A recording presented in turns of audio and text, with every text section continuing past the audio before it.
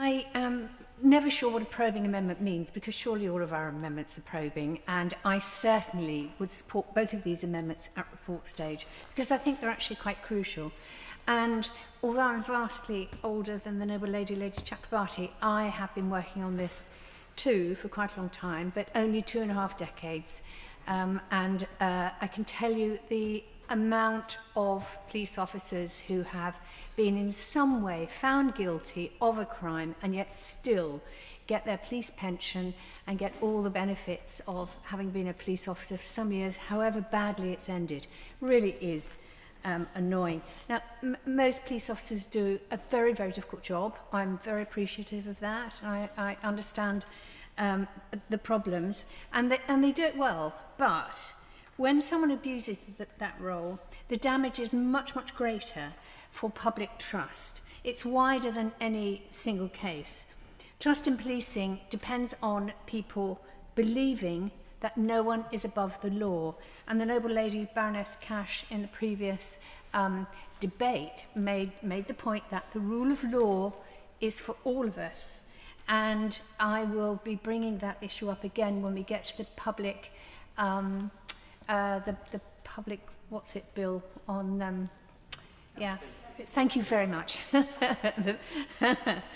Yes, and because of course, at the moment, the rule of law is not for us all, and it's exemplified by the way that we treat police in some cases.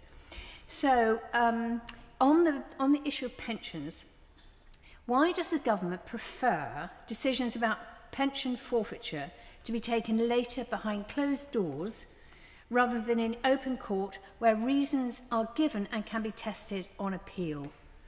If a judge has heard all the evidence in a criminal case involving a police officer, has seen the harm done, has seen the abuse of trust, why does the government think that a judge should have no say at all over a publicly funded police pension? I do ask this out of long experience, because we've been told for decades now that existing systems are enough, or that reforms are coming, and clearly that isn't happening. And I personally would like to see, instead of these little baby steps, I would like to see a bold, straightforward move towards the kind of accountability that people can see and understand. Time and time again, in cases of serious police misconduct, the consequences remain unclear and invisible to the public. From the public's point of view, the current system makes very little sense. Some serious criminal convictions by police officers fall outside the pensions rule altogether, simply because they don't meet a narrow legal definition. So I'd be grateful if the Minister could explain why judges who hear the evidence are excluded, and why transparency in court is still seen as a step too far. Now, when this Labour government got elected, I really hoped for some changes in the way that we do apply a sense of fairness to the whole of our legal system. And quite honestly, the Labour government has disappointed me very badly. It's no better than this side of the chamber.